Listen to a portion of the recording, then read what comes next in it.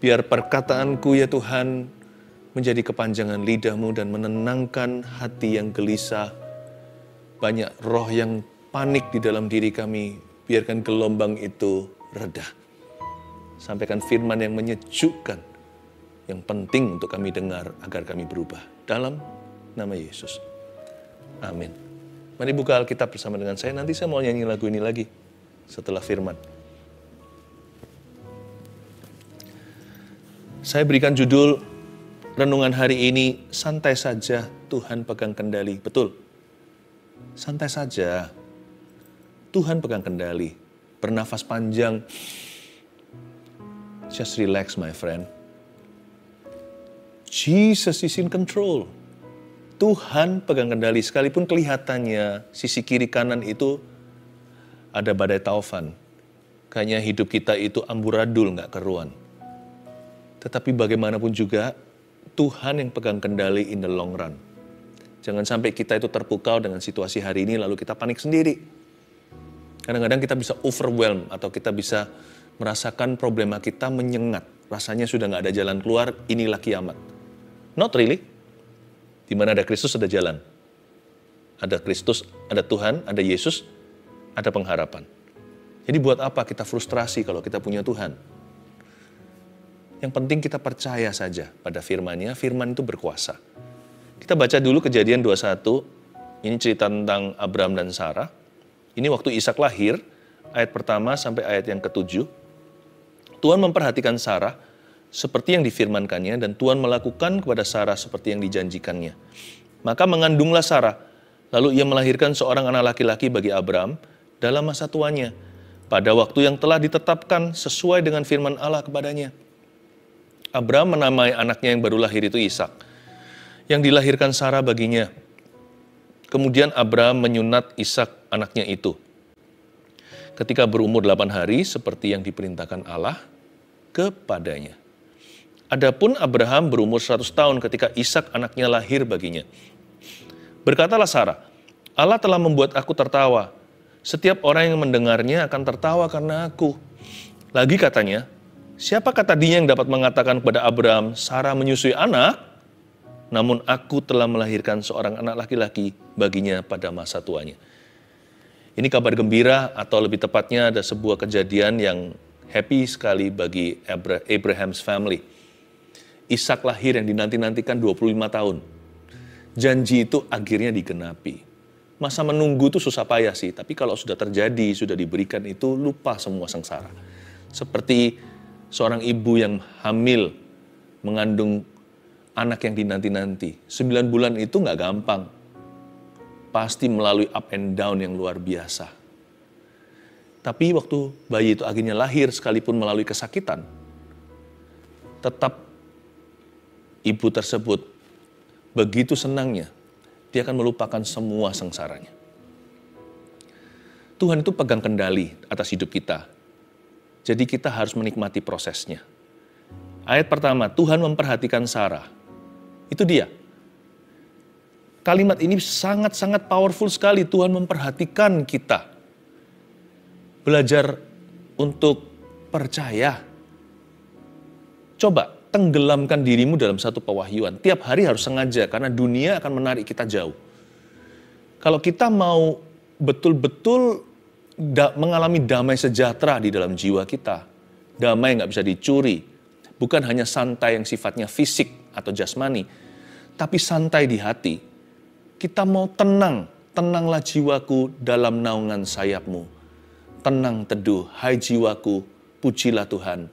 Semua indah pada waktunya. Kalau kita mau mengalami kalimat-kalimat itu sebagai perasaan nyata dalam diri kita, sebagai realita, dan kita harus secara sengaja menenggelamkan hati dalam satu pewahyuan ini. Jesus loves me and He knows what He's doing with me. Yesus mengasihi aku dan Dia tahu apa yang Dia sedang lakukan dalam hidupku. Tuhan memperhatikan Sarah. Ya. Seperti pepatah di kitab Mazmur yang bunyinya begini. Siapakah manusia sehingga engkau memperhatikannya? Siapakah anak manusia sehingga engkau mengunjunginya? Tuhan memperhatikan Sarah. Jesus loves me. Kadang-kadang hidup itu memaksa kita untuk merasa seolah-olah Allah melupakan kita. Tidak benar, makanya itu jangan hidup oleh perasaan. Hiduplah oleh iman pada firman. Dan firman jelas-jelas mengatakan Tuhan tidak melupakan kita. Bahkan jikalau ayah ibumu pun menolakmu, aku menyambutmu. Perasaan kita itu bisa menipu. Kadang-kadang perasaan kita konflik sama firman Tuhan. Nah, Anda percaya yang mana? Saya mau percaya firman. Kalau percaya perasaan, frustrasi nanti. Percaya firman, damai sejahtera. Karena Tuhan berkata, dapatkah seorang ibu melupakan anaknya yang dikandungnya dan dilahirkannya? Sekalipun dia bisa melupakannya, aku Tuhan tidak akan melupakanmu. Lihat, aku menuliskanmu, menggambarkanmu di telapak tanganku. Engkau ada di tembok-tembokku. Bayangin, kalau di sorga itu ada pajangan dinding, ada foto-foto, fotomu dan fotoku itu dipajang di ruang, bukan ruang tamu, di ruang pribadi Tuhan. Hadirat Allah itu penuh foto kita. Jadi santai saja, Tuhan memperhatikan Sarah. Waktu menanti sih lain cerita, rasanya kok forever ya. Gak sebentar loh waktunya, 25 tahun itu 365 hari kali 25. Tiap hari itu seolah-olah seperti selama-lamanya. Tapi kalau kita tinggal dalam hadirat Allah dan dalam pewahyuan that Jesus loves you and me, kalau Tuhan Yesus mengasihi kita dan Dia tidak lupa, tiap hari akan terasa lebih pendek dalam menanti janjinya. Ya kan? Kalau kita jatuh cinta juga sama kan? Rasanya nunggu 1 minggu itu cepatlah, gak masalah. Aku tunggu. 1 tahun pun aku nantikan. Kalau kita itu sudah mengharap-harapkan. Kalau hati kita berpaut pada Tuhan, waktu terasa singkat untuk menunggu penggenapan janji. Tuhan memperhatikan Sarah. Ya. Seperti yang difirmankannya. Dan Tuhan melakukan pada Sarah seperti yang dijanjikannya. Lihat kata Tuhan melakukan. Bukan Anda yang melakukan. Bukan saya. Tuhan yang melakukan. Jadi jangan coba sekali-kali ambil tugas Tuhan. Jangan ambil tanggung jawabnya. Nanti jadi stres yang tidak berkesudahan dalam kehidupan kita. Kalau kita berusaha untuk menjadi Tuhan atas diri sendiri, nanti stres setengah mati. Ketahuilah satu hal ya, ada satu kebenaran yang saya mau sampaikan dan saya tidak perlu hati-hati mengucapkan ini karena memang ini kebenaran. Ada janji-janji Tuhan tertentu yang tidak tergantung kelakuan Anda. Diberikan tanpa syarat. Contohnya Ishak diberikan ke Abraham, Sarah, apakah mereka sempurna? Enggak. Abraham pernah bersalah. Abraham juga punya Hagar. Saya nggak ngomong ini menghalalkan dosa loh ya. Dosa itu ada konsekuensinya. Tapi kadang-kadang kita terlalu legalistis. Kita merasa Tuhan akan genapi janjinya kalau aku bisa penuhi semua persyaratannya. Jangan-jangan nanti kalau Tuhan kasih kita berkat, kita sombong sekali, kita kira kita layak menerimanya. Sekalipun yang saya katakan ini ada resiko bahayanya bagi beberapa orang yang salah tafsir, mengira, oh kalau gitu, buat apa aku taat padanya? Kalau Tuhan janjikan pasti digenapi. Peduli amat kalau aku taat atau nakal. Enggak loh ya. Perbuatan kita itu tabur tuai ada. Namun demikian, jangan sampai manusia mengira bahwa dia bisa membantu Tuhan untuk menggenapi janjinya. Di sini jelas-jelas dikatakan Tuhan melakukan pada Sarah bukan karena kesempurnaannya. Tuhan melakukan kepada Sarah bukan karena Sarah dan Abraham sempurna. Tuhan melakukan kepada Sarah seperti yang dijanjikannya. Ada janji-janji Tuhan dalam kehidupanmu diberikan tanpa syarat. Dan Tuhan akan genapi bukan karena Anda sempurna. Please relax. You know God's promises, they are not up to you, they are up to Him. Janji-janji Tuhan itu bukan bergantung padamu, sebagian besar bergantung padanya. Jadi kalau dia sudah berjanji, tenang saja. Anda pasti akan menerima. Ayat 2, maka mengandunglah Sarah lalu ia melahirkan seorang anak laki-laki bagi Abraham dalam masa tuanya. Pada waktu, kapan? Pada waktu yang telah ditetapkan sesuai dengan firman Allah kepadanya. Ini yang disebut di kitab Pekotbah, segala sesuatu indah pada waktunya. Jadi Tuhan memberikan anak pada Abraham, mengandunglah Sarah, lalu ia melahirkan anak laki-laki untuknya dalam masa tuanya. Manusia bisa berkata kadaluarsa, tapi bagi Tuhan tidak ada yang telat. Pada waktu yang Tuhan telah tetapkan sesuai dengan firman-Nya. Berarti memang segala sesuatu itu indah pada waktu Tuhan. Sekalipun 25 tahun Abraham harus menunggu, demikian pula Sarah. Yang penting tugas kita adalah tetap bersamanya. Bagian kita hanyalah memegang janjinya. Kita belajar untuk mau dibentuk Tuhan setiap langkah. Belajar taat dan setia. Ingat perkataan saya tadi, sekalipun janji Tuhan digenapi bukan up to you, tapi up to Him. Namun demikian, belajarlah taat dan setia karena Anda adalah umatnya, karena kita adalah anaknya. Like father, like son, seperti ayah, demikian pula putranya. Namun demikian, jangan sekali-kali mengira karena banyak puasamu, karena Anda banyak baca Alkitab, karena banyak melakukan amal sosial, karena banyak melakukan pelayanan, maka janji Tuhan diberikan. Jangan-jangan nanti kita orang yang paling angkuh ketika janji diberi. Remember, it's by grace alone. Oleh kasih karunia dan hanya karena anugerah. Namun demikian Allah memberikannya pada waktu yang ditentukannya. Karena itu nggak usah ngotot lah kita. Kita nggak usah suka memaksa orang. Apalagi memaksa diri. Semua kan indah pada waktunya. Skor terakhir di tangan Tuhan. Ayat 3, Abraham menamai anaknya siapa yang baru lahir itu? Ishak. Yang dilahirkan Sarah baginya. Namanya bagus ya, artinya tertawa. Padahal kalau Anda tahu, kata Ishak itu adalah teguran Tuhan. Ingat cerita waktu malaikat Tuhan datang bersama dengan Tuhan sendiri juga mengunjungi.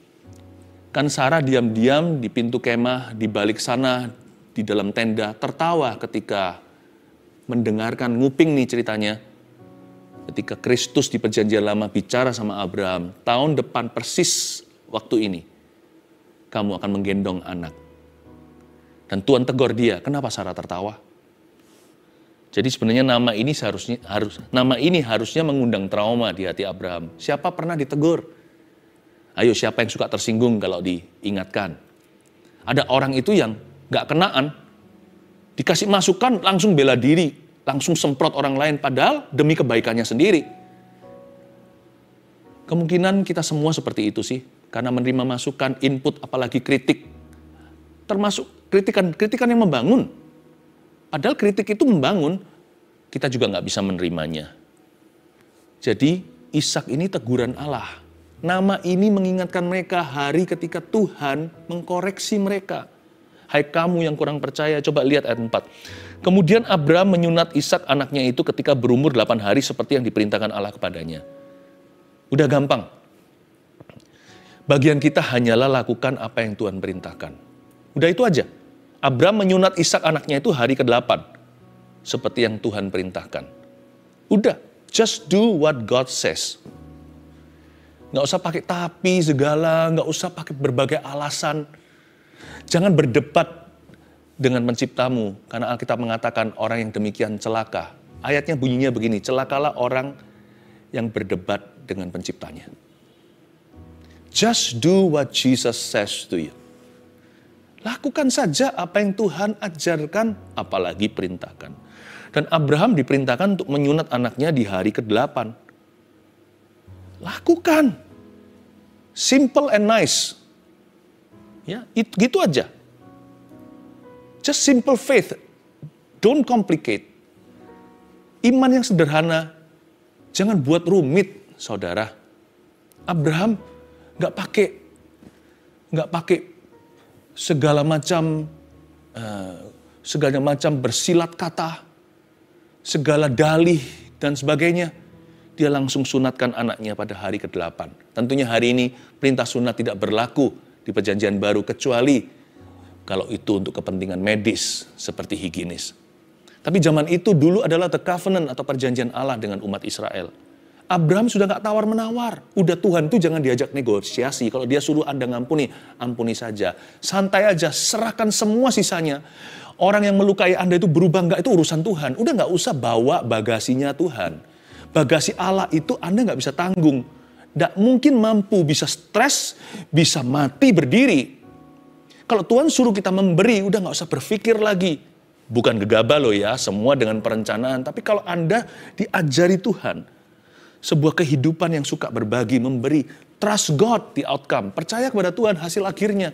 Masa sih ada orang yang memberi jatuh miskin, Tuhan pasti akan menunjukkan kemuliaannya. Kalau Tuhan suruh kita mengasihi, udah kasih aja.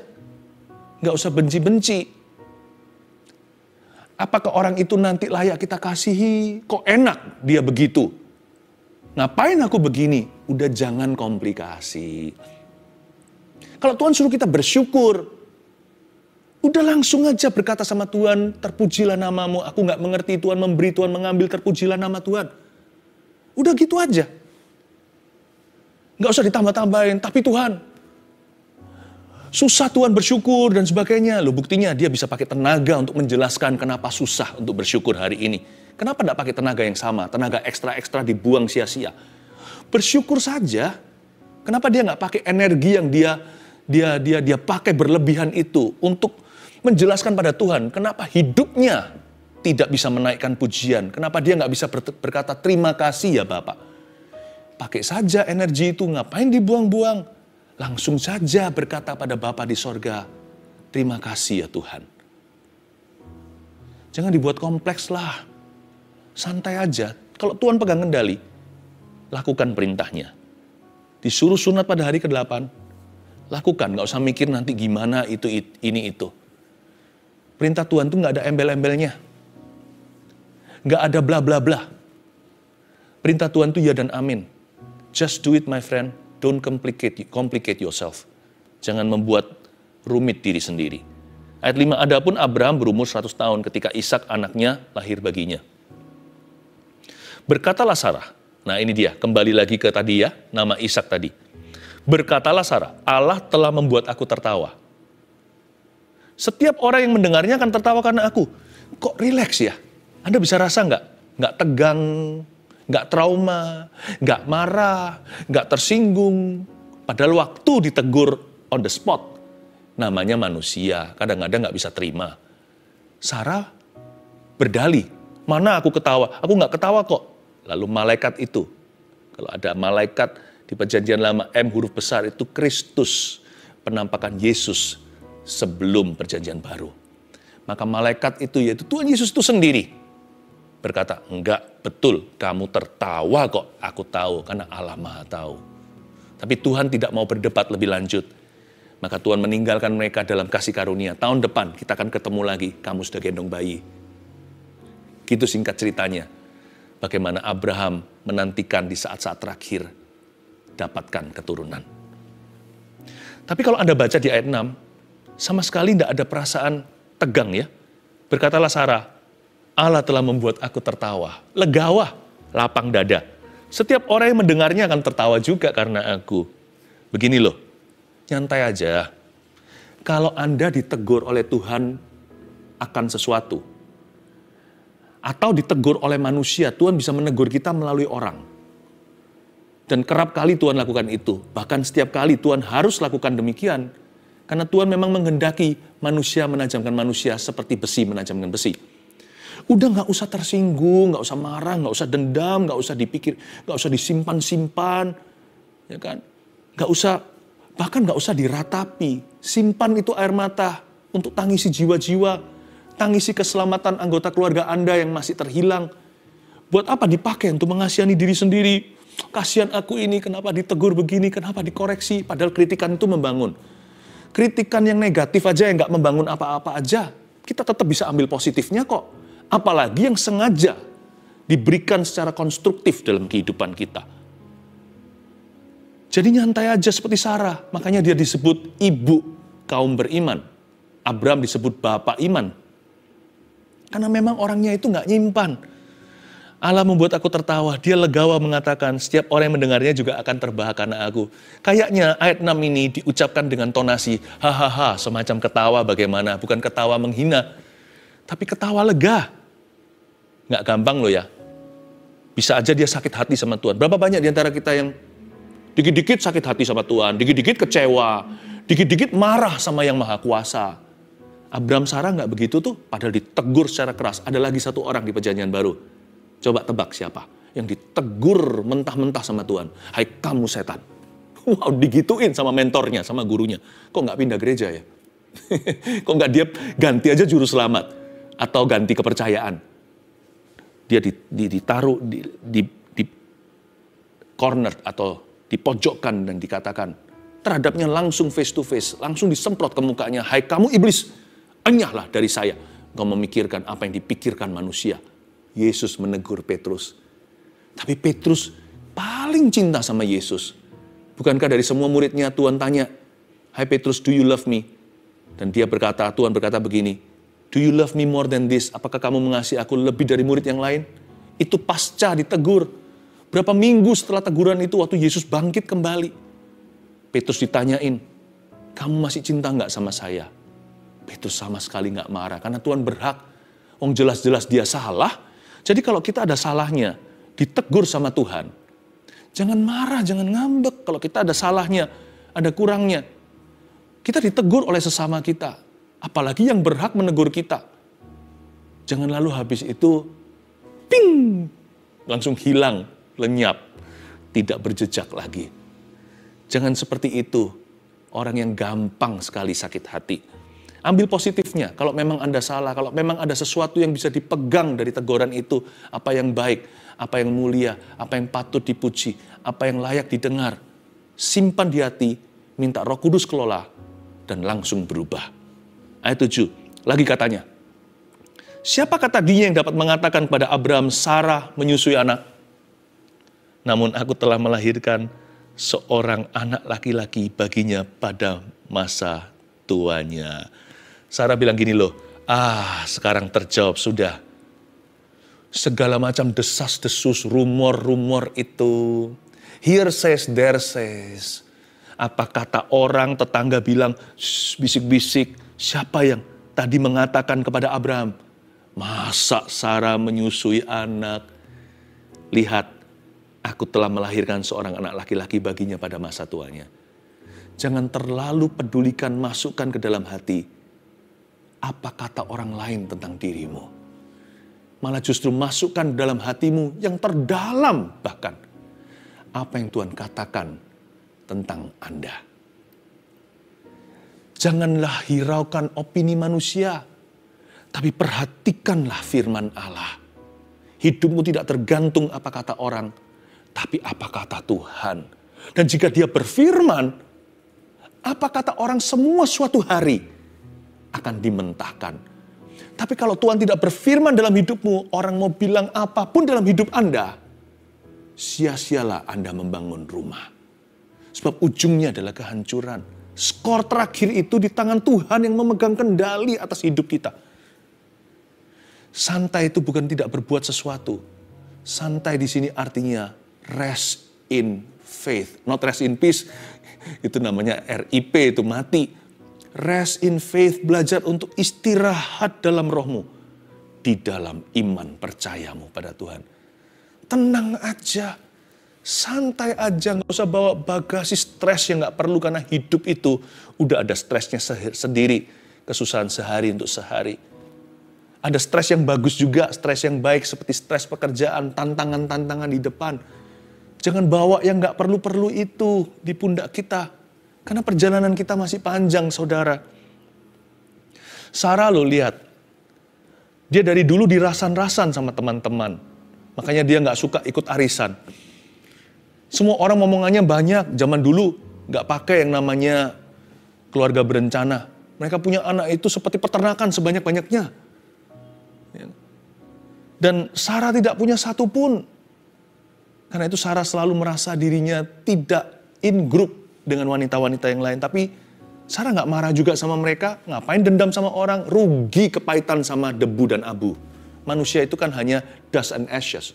Ngapain sih kita pahit-pahit sama sesuatu yang fana? Tahu nggak? Hidup kita ini fana. Kecuali kalau kita percaya. Percaya kepada Tuhan. Siapa tadinya? Siapa tadinya? Dia berkata, siapa tadinya? Siapa tadinya? Siapa yang mengatakan Sarah akan menyusui anak? Lihat sekarang. Skor terakhir di tangan Tuhan. Jikalau Tuhan yang meninggikan, siapa yang bisa merendahkan dia, kan? Kalau Tuhan yang buka pintu, siapa yang bisa menutupnya? Saya kasih rangkuman ya, sebuah review. 3 poin sederhana Anda catat sekarang. Jadi kita pelajari apa? Apa yang kita pelajari hari ini? Santai saja, Tuhan pegang kendali. Nomor 1, tidak usah memaksa, sebab semua indah pada waktunya. Udahlah, gak usah maksa. Kadang-kadang kita memaksakan sesuatu untuk terjadi. Kita memaksakan orang lain untuk berubah. Dia harus berubah hari ini. Saya ingin katakan ini kepada Anda. Kalau kita tuh perlu lebih banyak percaya kepada Tuhan di dalam hati kita. Daripada frustrasi sendiri. Namun demikian tidak usah memaksa bukan berarti bahwa kita tidak berbuat sesuatu ya. Tolong bedakan. Yang saya maksud tidak usah memaksa sebab semua indah pada waktunya itu bukan berserah secara pasif. Saya adalah orang yang gak mudah untuk bersantai sebenarnya. Karena saya ini orangnya driven. Itu sudah jadi kepribadian saya. Saya itu orangnya itu harus ada sesuatu di depan tantangan yang saya dapat lihat. Harus ada sebuah mimpi visi yang terbentang. Kalau nggak gitu, saya itu jadi orang yang sangat gerah dalam roh saya. Saya bukan tipe orang yang mudah santai. Sebab saya bukan seorang pemalas. Jadi untuk saya santai, dalam hati apalagi, butuh iman dan disiplin yang sangat tinggi. Saya ngomong ini bukan supaya orang-orang yang notabene suka malas-malasan, mengaminkan. Tuh, nggak perlu maksakan. Ngapain kita minta baptisan Roh Kudus? Kalau Tuhan kasih ya Tuhan kasih. Kalau Tuhan nggak kasih ya sudah, ngapain kita minta? Lalu, apa artinya Tuhan mengatakan pada kita mintalah? Mengapa Tuhan berkata carilah? Bahkan Tuhan teruskan dan suruh kita ketoklah. Yang saya maksudkan di sini bukan pasif, tetapi aktif namun dengan percaya. Ini yang saya sebut active, being active with a trusting heart. Active with trust. Nggak usah memaksa itu artinya, kadang-kadang kita itu terpicu atau terpacu, tergoda untuk memaksa sesuatu sebelum waktu. Pokoknya aku harus segera kaya. Lalu segala cara dihalalkan. Bahkan yang gegabah, jangan maksa. Semua itu nanti indah pada waktunya, nggak usah ngotot saudara. Kita juga sangat-sangat tidak bisa menerima keberadaan saudara kita. Kita memaksa dia harus berubah. As per now, malam ini juga. Udah tenang aja. Tuhan punya cara nanti bekerja di hidupnya. Anda doakan saja. Lakukan bagianmu mengasihi dia, menerima dia apa adanya. Atau bahkan bisa lebih dari itu, Anda bisa memberikan masukan kepada dia. Kalau bisa masuk loh ya. Menabur terus firman. Bahkan menegur dan menasihati. Tapi kalau nggak bisa, jangan sampai Anda ikut terburu-buru. Orang lain nggak berubah, Anda juga frustrasi. Nggak usah begitu. Tenang. Tenang teduh. Nanti orang itu kan berubah pada waktunya. Anda lakukan bagian Anda, sisanya percaya saja. Bahkan ketika Anda melakukan bagianmu, itu pun karena percayamu. Jangan lakukan itu karena ngotot. Lakukan itu karena janji. Aku tahu Tuhan bisa pakai apa yang kutaburkan lewat mulutku. Aku tahu kasihku tidak akan pernah gagal. Sekarang dia belum bisa melihat atau sadar. Tapi kasihku ini akan membuat dia semakin dekat pada perubahan. Ketika aku menunjukkan penerimaan. Tidak usah maksa. Sebab semua indah pada waktunya. Nomor 2. Lakukan saja perintahnya. Tanpa tetapi segala. Tulis itu. Udah just do what God says. Lakukan saja perintahnya. Tanpa tetapi segala. Nggak usah tapi nggak usah itu. Buang semuanya ke laut. Yang ketiga, jangan tersinggung atau marah jika ditegur kalau memang salah.